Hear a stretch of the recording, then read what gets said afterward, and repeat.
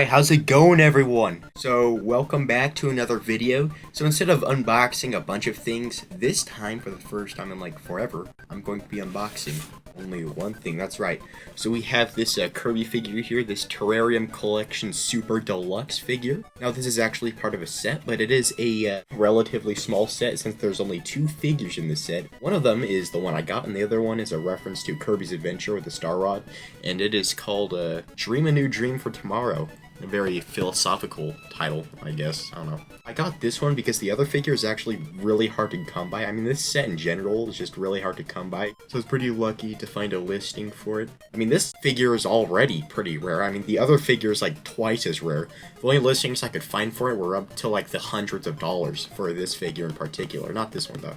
So this figure is basically just a more grand scale of a regular Kirby Terrarium figure. It's a bit larger than Reman's normal figures, being at about, I think, 5 inches tall, I believe. This is definitely a pleasant surprise to see Reman making a figure to this scale. And this one is a obvious reference to Kirby's Dream Land 2, more specifically the box art, as the Animal Friends poses and Kirby's pose is all the same as the Dream Land 2 box art, minus all the enemies and other objects littered around, instead just Kirby and the Animal Friends. I just love Kirby merchandise that references the games directly, so this is definitely a plus for me. Although it would have been cool if they stylized the character designs to match how they looked on the Dreamland 2 box art. It would have given this figure a more stylized look and would have set it apart compared to other Kirby figures, but still, a really cool reference. Now, it's kind of a shame that this set only has 2 figures in it because the basis for this being a set is incredibly strong. I mean, just make like large-scale Terrarium Kirby figures based off past Kirby games. Like, they've already done this with the game selection Kirby Terrarium figures, so it would have been cool if they just put those into a more larger scale with more references littered throughout.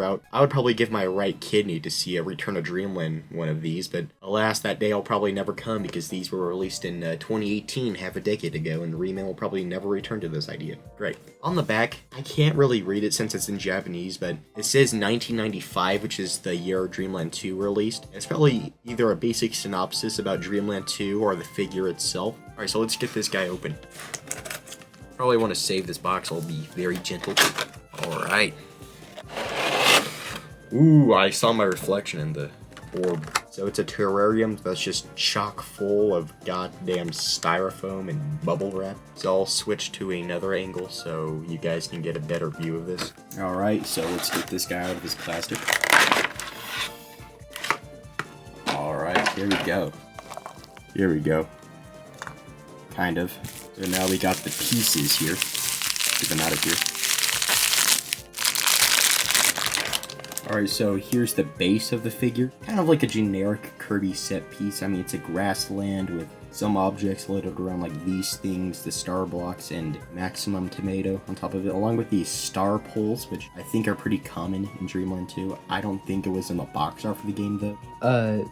They were, Brock. Here are the characters. There's Q, my personal favorite animal friend. Kinda cool as well, I guess. And here's Rick, fat-ass hamster. Kirby was riding Rick in the box art for Dreamland 2 as well. I love how giddy Kirby is while riding Rick. Go in here. There we go. Alright, here's Kirby riding on Rick. Kine goes on this back hole. Here we go.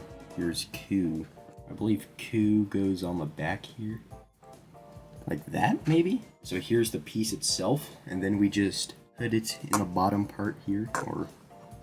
Still don't think that's how it's supposed to go. God damn it, no, it's still not right, because the clouds are supposed to be in the back. Now we just align these 2 pieces here. We hope to God that it'll stick. And then we just set it on here.